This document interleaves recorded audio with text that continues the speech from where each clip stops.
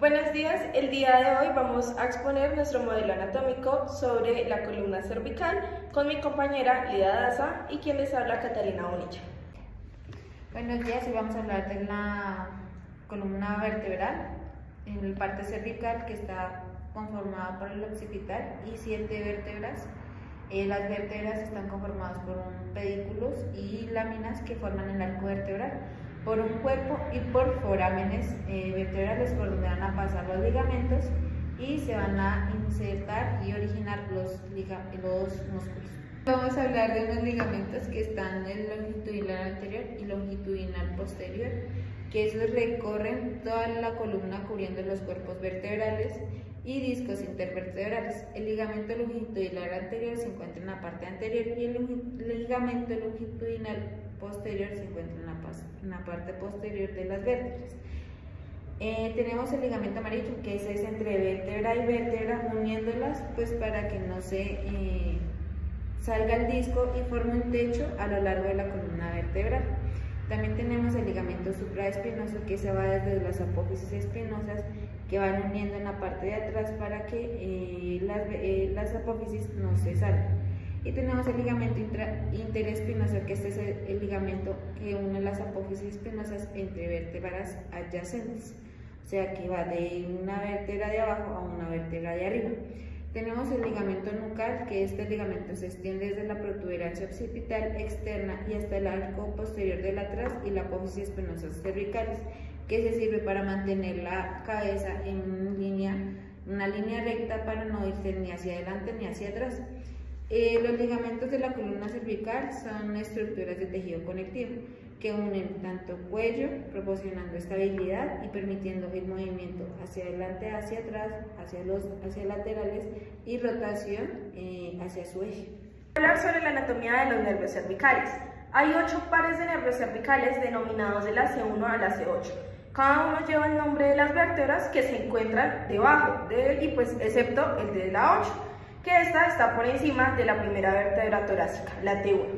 Asimismo, cada nervio cervical se forma de la unión de 2 raíces, una anterior, que son motoras, las cuales son las que llevan las señales al cerebro hacia los músculos.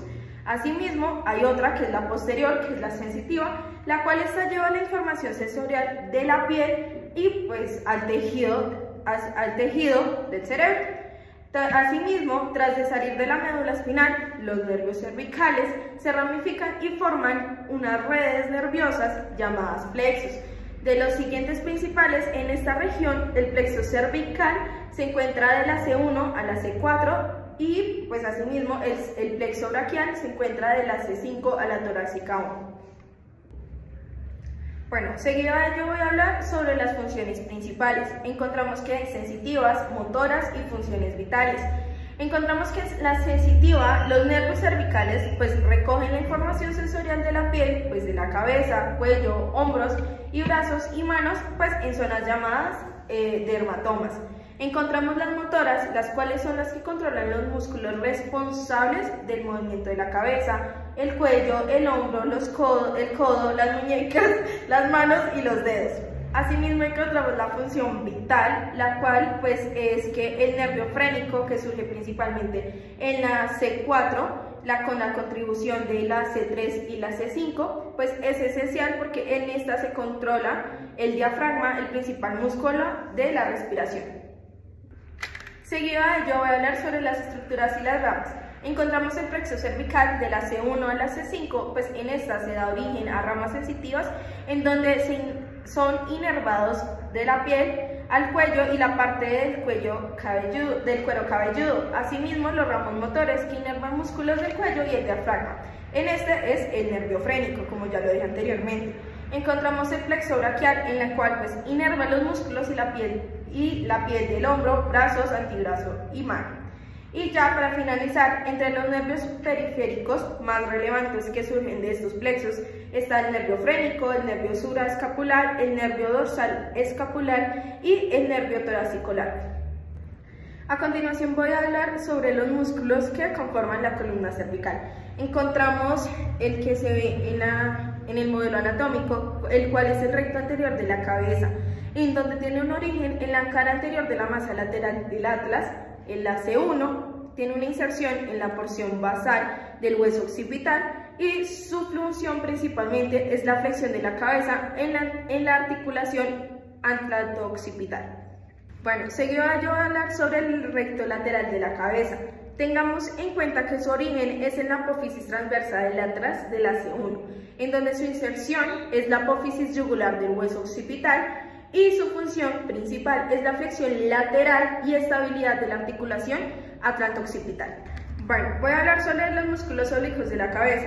Encontramos el oblicuo superior de la cabeza, en donde tiene un origen, el cual es la apófisis transversa del atlas de la C1, una inserción en las líneas nucales inferiores del hueso occipital, una función en la extensión y flexión lateral de la cabeza.